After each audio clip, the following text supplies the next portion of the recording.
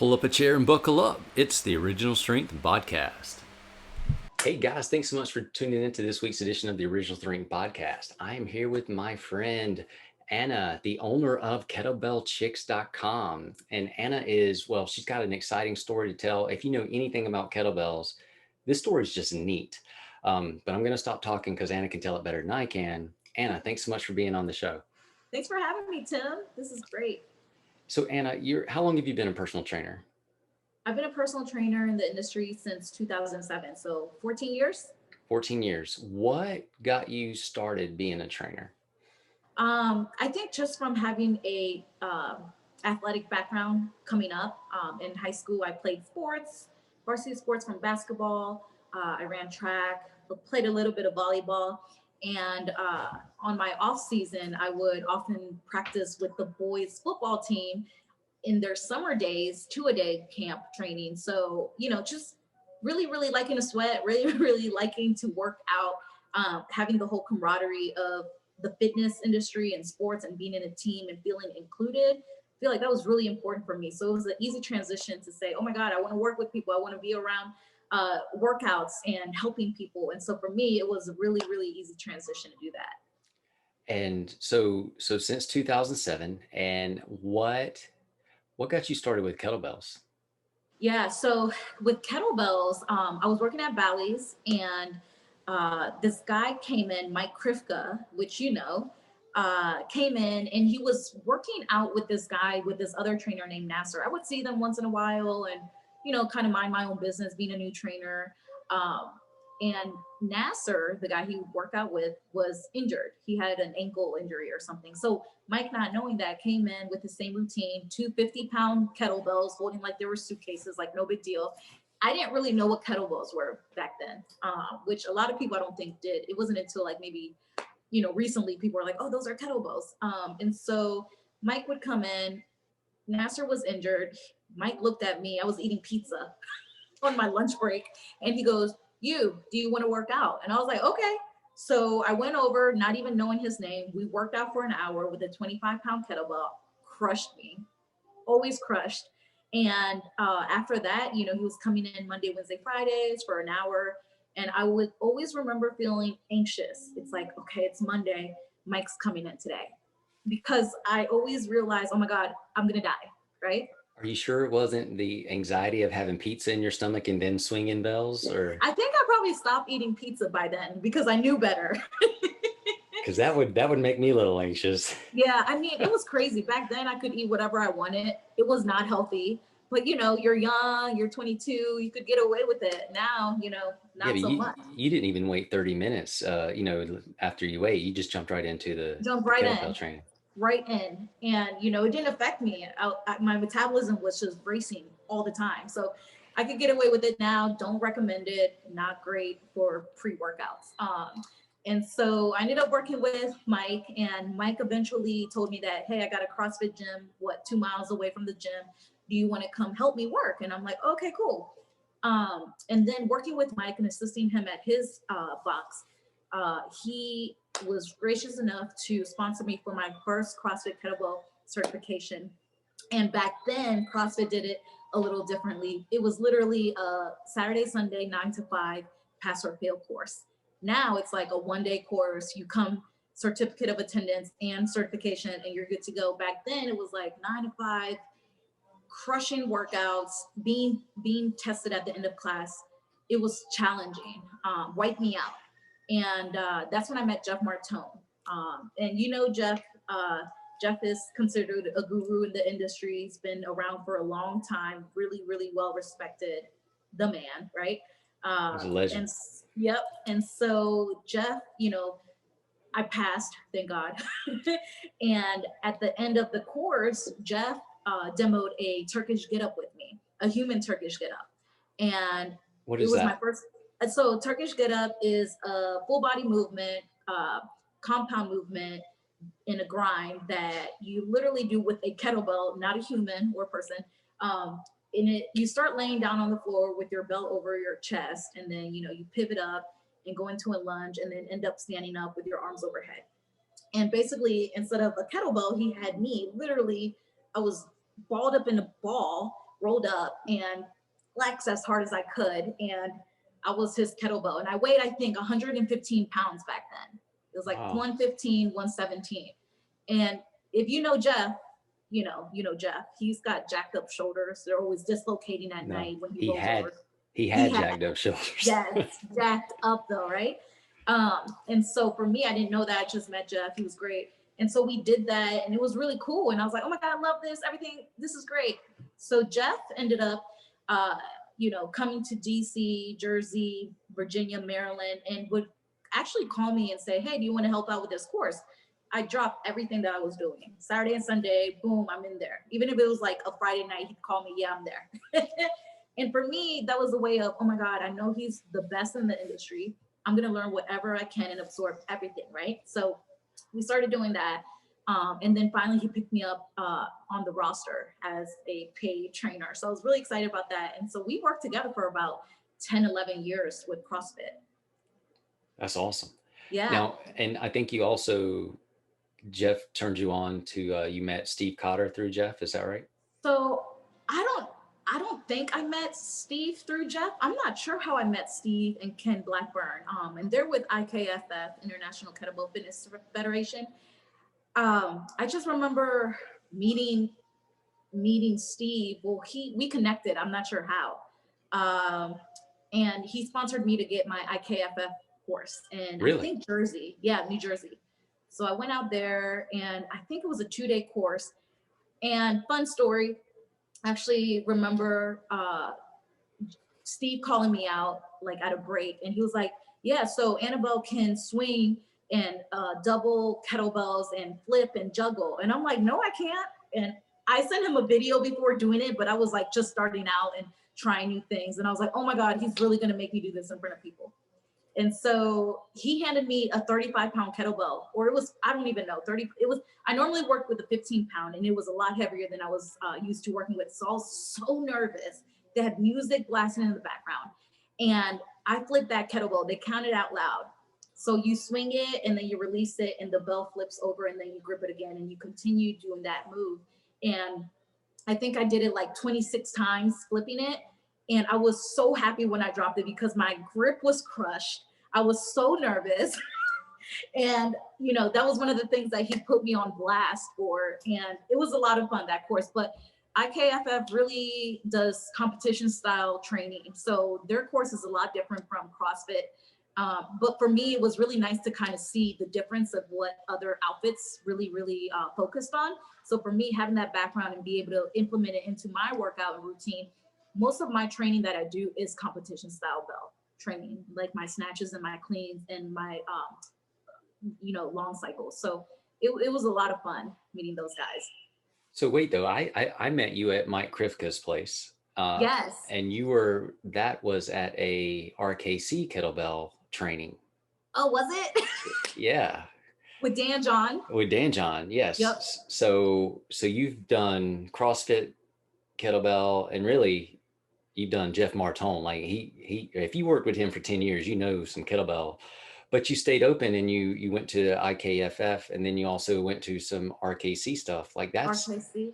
Yep. Yeah, that's pretty Strong First. Oh, you did Strong First too? Yeah, Strong First, actually, it was a 2-day course in Virginia, some CrossFit in Virginia. And most of the people that were assisting, which were like 12 people assisting, I was so overwhelmed. I was like, why are there so many people here assisting?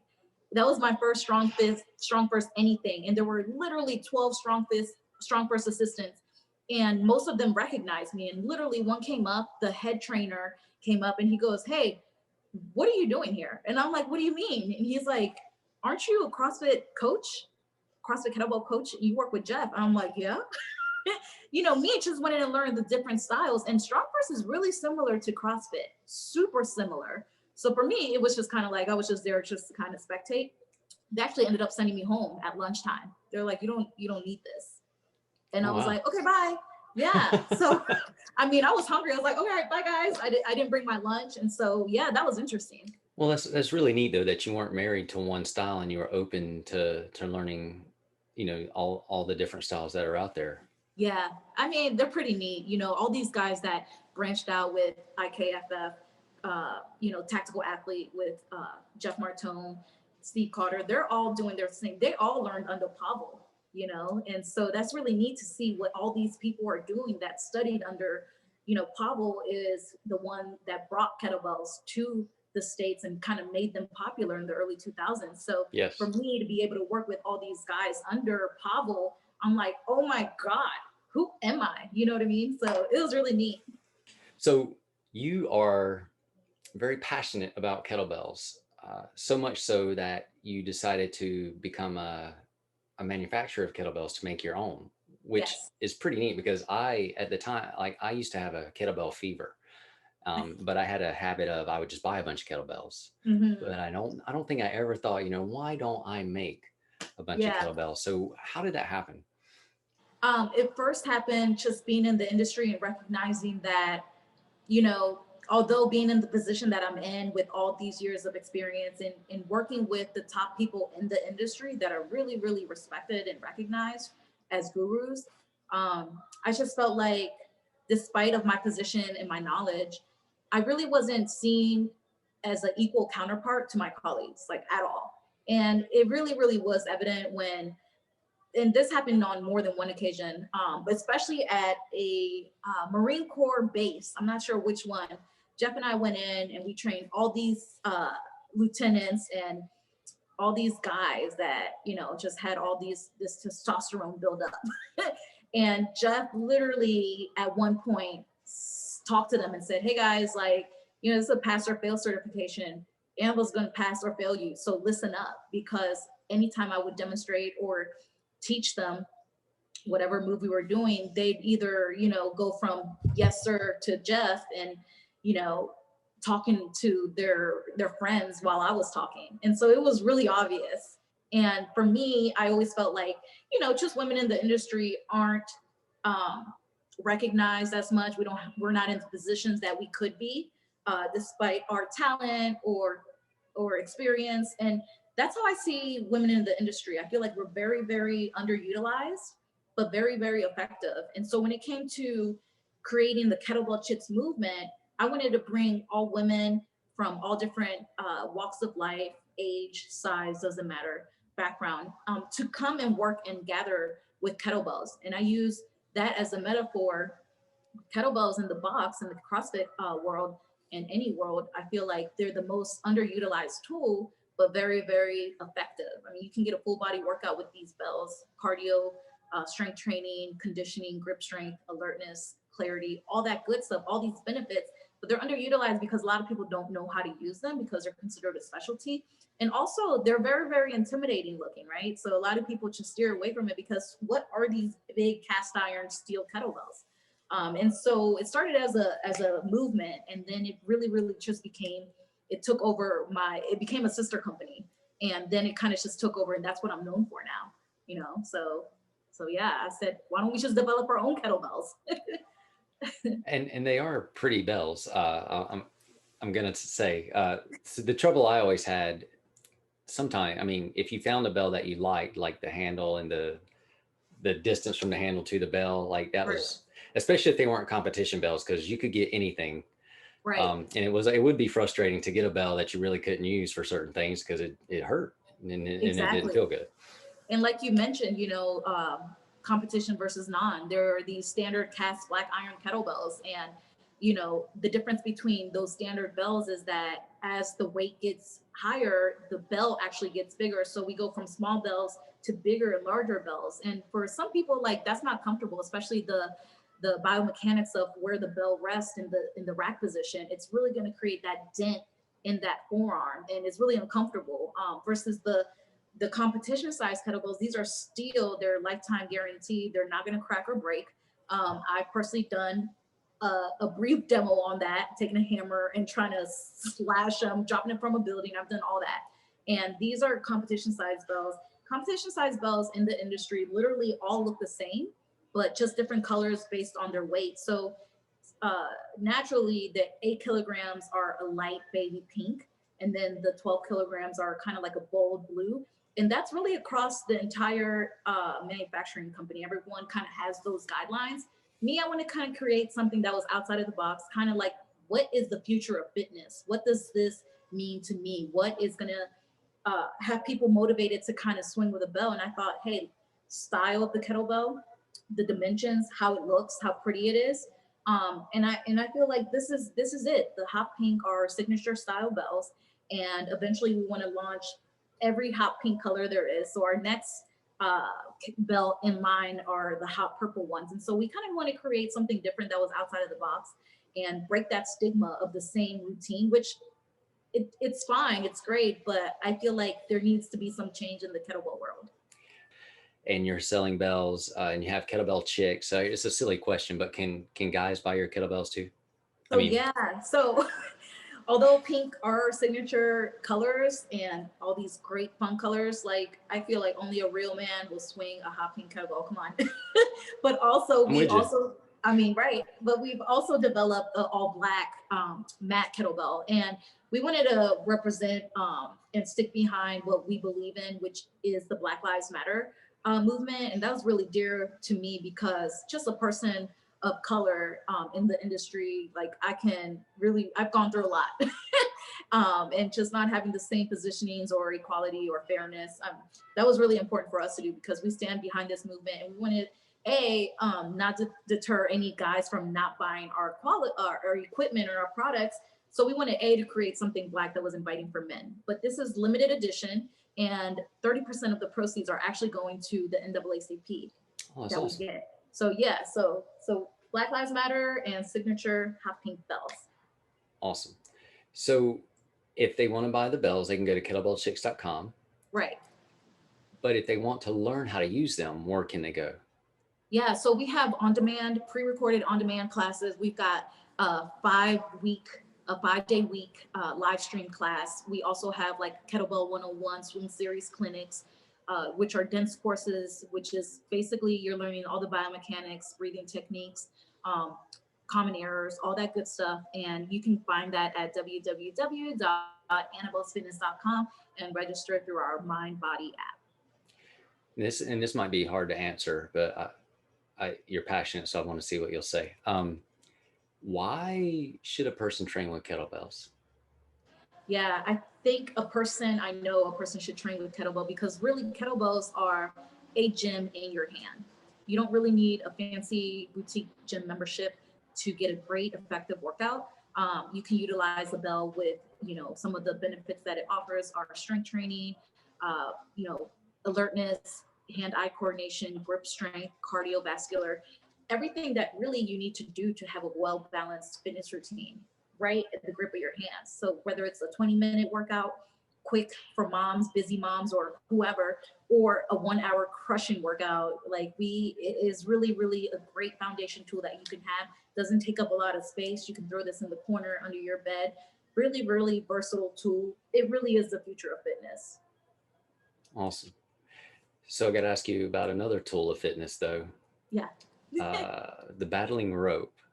Yes. Tell me about John Brookfield. John Brookfield is our friend.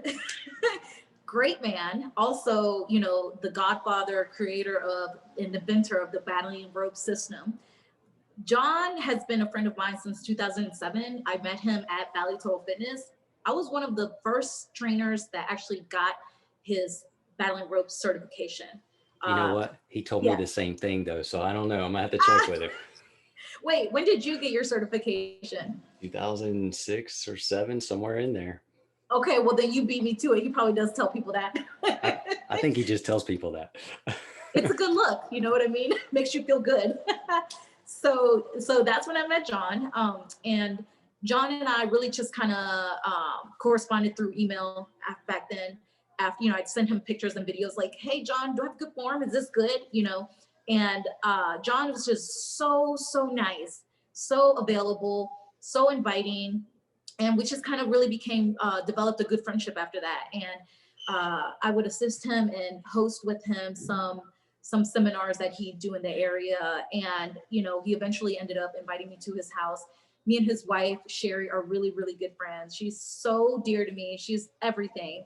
And so, they were great hosts. And I remember going to his house on Saturday, staying for Sunday. And literally it was breakfast, train, lunch, training, dinner, training. It was nonstop training, and I was crushed. And, you know, I was just like amazed at what he was doing and all these systems that he's created, like the barrel training system. He's amazing. His mind is just on another level when it comes to developing these programs. You know why he has people stay the weekend when they train with him, right? Why? Because they're too weak and tired to leave. I'm telling you, that's facts.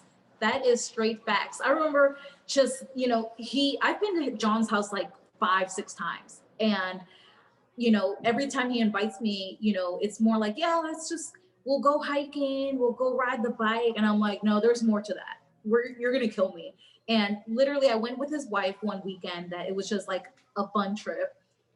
They killed me. We went on like a 3-mile or 3-hour bike ride. Then we went hiking, and I'm like, you guys, I'm wiped out. And for them, they do that every single day. Oh, yeah. They're in great shape. Great shape. I have never met anybody that can push their body and their mind I want to say to the limits, but I don't think he has any limits. But he's extraordinary. It is extraordinary. And, you know, I love the fact that like John trains outside and any type of weather, and just that's all mental training. You know, you can be in the snow, in the exhausting heat, and still do that's all mental. And he's got that. But in the snow, in his underwear. That's right. He wants to make it as extreme as possible. To get out any weaknesses in his mind. It's amazing. It's phenomenal, because he had me up in a plank with resistor bands around my ankles, pulling a rope. And I'm like, I can't. And he's, yeah, you can. And I'm like, I just really can't. And I ended up doing it. But man, he could probably do that and hold a plank on the wall for like hours. This is no lie. He's teaching me how to do the pole pull. Yeah. You know, you do it for a mile or whatever. But my arms, my elbows, my biceps cramped up, and I couldn't move my arms. And I was like, Mr. Brookfield, I can't move my arms anymore. And he looked at me and goes, but your fingers work, don't they? And I was like, yes. He goes, okay, well, keep pulling then. You can do it. Yeah. And so I had to pull the rest of the rope like this with my wrist and fingers. How'd that work out? I finished, but right. and John told me that yes, indeed, my fingers will work, and until they don't, just like my arms worked until they didn't. So. Oh, I bet. Oh my gosh, that's awesome. But he's amazing, everything I've learned is especially about the body and what just the amazing things we're capable of. I mean, I owe that to John. Yeah, John's got some great books out there too. You know, so. Got to check them out as well. John Brookfield. Yeah. So if you've never heard of John Brookfield, you really have, because he created the battling rope system. And if you've ever seen anybody exercise with a rope, it's because of that one guy. It's because of John. John's giving them his blessings, you know? That's it. So fun story. If you haven't heard also, the battling ropes were created so John could beat the world record in pulling a 40,000 pound transfer trailer truck 1 mile. Right. I have no idea what putting waves through a rope, how that equates to pulling a truck with your legs 1 mile, but somehow it worked, and John broke the world record more than once. It worked. Yep. He's brilliant. Anna, thank you so much for spending your time and being on the show with us today. Really appreciate having you. Thanks so much, Tim, for having me. Looking forward to our next one. Guys, if you want to check out Anna's bells, go to kettlebellchick.com. If you want to check out her training sessions and learn how to use the bells, go to annabellsfitness.com. Is that right? Yes, perfect. We will put that in the section of the notes section. Anna, thank you so much. And everyone, thanks for watching. Thanks, Tim. Thanks for listening, everyone. Have a great weekend.